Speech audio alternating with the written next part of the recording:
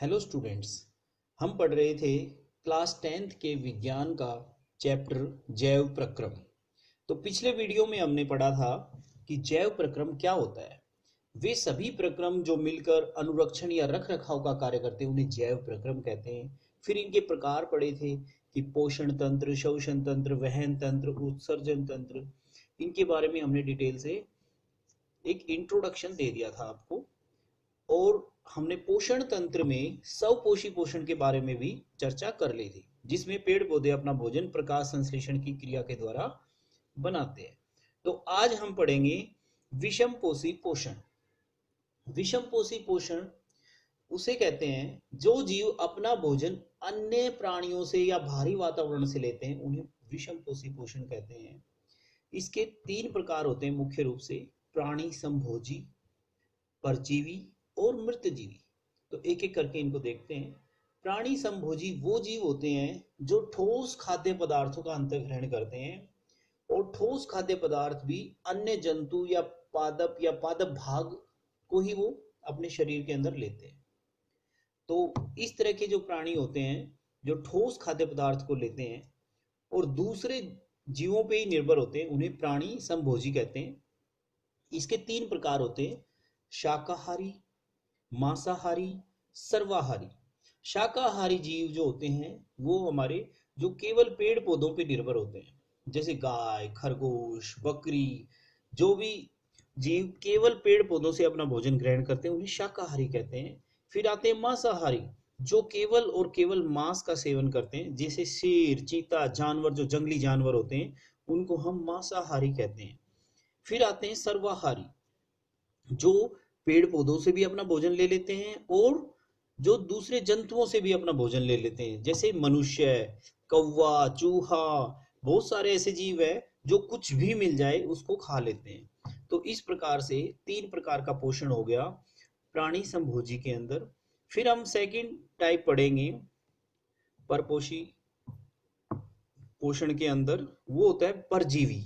जो जीव अपना भोजन और आवास दोनों के लिए दूसरे जीवों पर निर्भर करते हैं उन्हें कहते हैं परजीवी। इसमें ध्यान रखने की बात यह है कि भोजन और आवास दोनों दोनों ही चीजें चाहिए इस जीव को, इसलिए इसको परजीवी कहते हैं। उसी जीव के ऊपर रहेंगे और उसी से भोजन लेंगे या उसके अंदर रहेंगे। दो तरह के परजीवी होते हैं, एक तो बाहर रहने वाले और एक शरीर के अंदर रहने वाले। तो इसके उदाहरण है अमरबेल। अगर पेड़ पौधों में कोई परजीवी है तो वो अमरबेल है, जो एक पौधे के ऊपर लगी रहती है, येलो कलर की बेल होती है जिसकी कोई जड़ नहीं होती। उसी पौधे के ऊपर सारी चीजें उसको मिल जाती हैं, ना इसके अंदर प्रकाश संश्लेषण करने की क्रिया होती है अमरबेल में, ये केवल उसी पौधे से भोजन लेती रहती है। फिर आती है जू, जो बाड़ों के अंदर रहती है। हमने देखा होगा गाय भैंस के जो चिचड़ होते हैं वो भी परजीवी हैं, जो उसी के ऊपर रहते हैं और उसी से अपना भोजन लेते हैं। तो परजीवी समझ में आ गया होगा। आगे हम बात करते हैं मृतजीवी की, जो गले सड़े पदार्थों से अपना भोजन लेते हैं।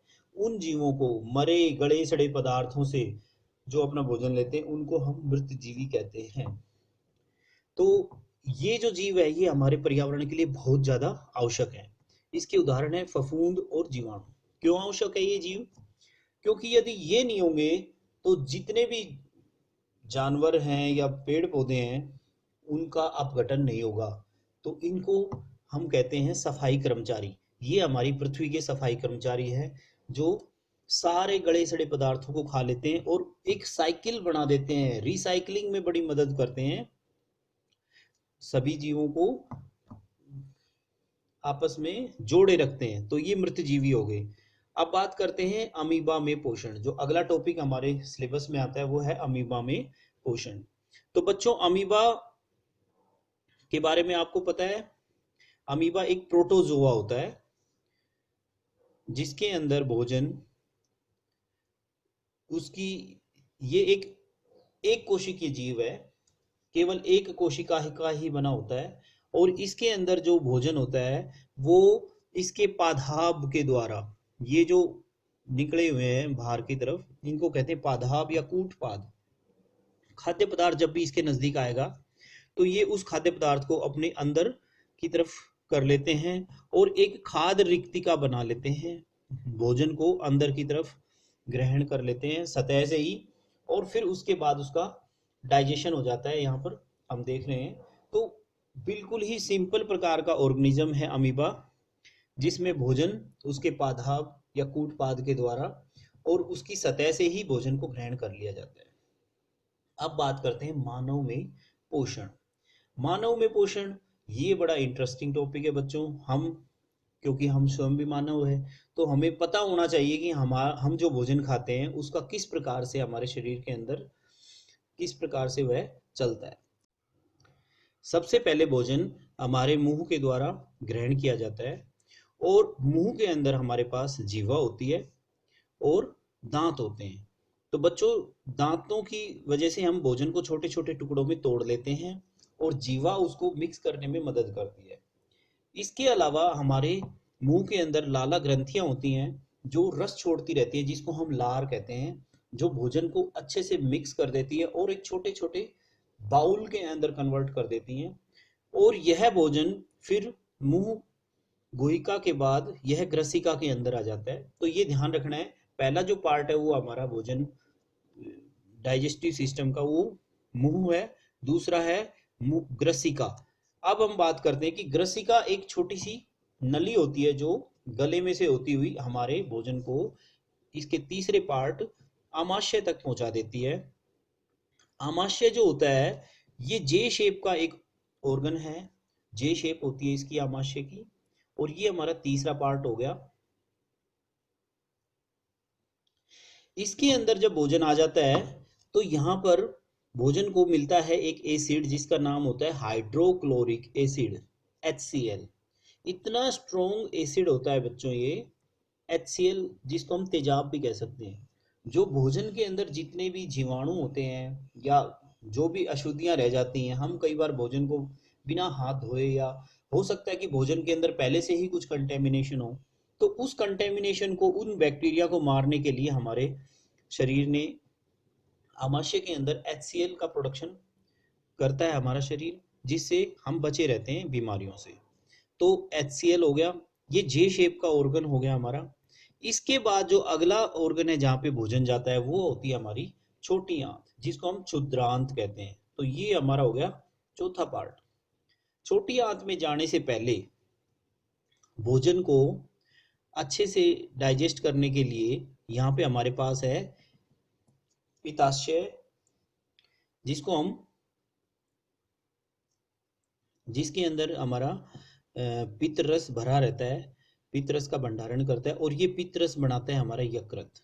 तो यकृत जो है, जिसको हम लीवर भी कहते हैं इंग्लिश में, ये बहुत ही इंपॉर्टेंट ऑर्गन है जो लगातार डाइजेस्टिव एंजाइम्स, जो भोजन को पाचन के लिए जो जरूरी एंजाइम्स की जरूरत पड़ती है, वो लगातार हमारी छोटी आंत के अंदर छोड़ता रहता है। इसके अलावा अग्नाशय है, ये अग्नाशय भी, और अग्नाशय और पित्ताशय से जो पित्त रस निकलता है, दोनों मिलकर ये भोजन छोटी आंत के अंदर आ जाते हैं। और छोटी आंत के अंदर आने के बाद लगभग सारा डाइजेशन छोटी आंत में ही होता है। जितने भी पोषक तत्व हमने भोजन के अंदर खाए थे, चाहे वो कार्बोहाइड्रेट है, चाहे वो प्रोटीन है, चाहे वो फैट है, सभी प्रकार के भोजन का जो अवशोषण है वो छोटी आंत के अंदर हो जाता है। तो हमारी छोटी आंत जो है वो सबसे ज़्यादा इम्पोर्टेंट ऑर्गन है। भोजन का पाचन कंप्लीट यहीं पे हो जाता है। उसके बाद जो भोजन है वो बड़ी आंत में आ जाता है। ये बड़ी आंत का पहला पार्ट हो गया, ये बड़ी आंत का सेकंड पार्ट हो गया, और ये बड़ी आंत का थर्ड पार्ट हो गया।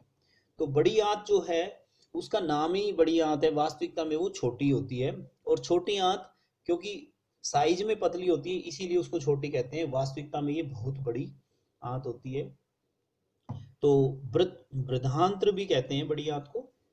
इसके अंदर जब भोजन आ जाता है तो वहां से जो भोजन के अंदर एक्स्ट्रा वाटर होता है या मिनरल्स होते हैं उनका अवशोषण कर लिया जाता है, और लास्ट में गुदा द्वार के द्वारा जो वेस्ट मटेरियल होता है उसको हम शरीर से बाहर निकाल देते हैं। तो इस प्रकार से ये हमारा हो गया पाचन तंत्र।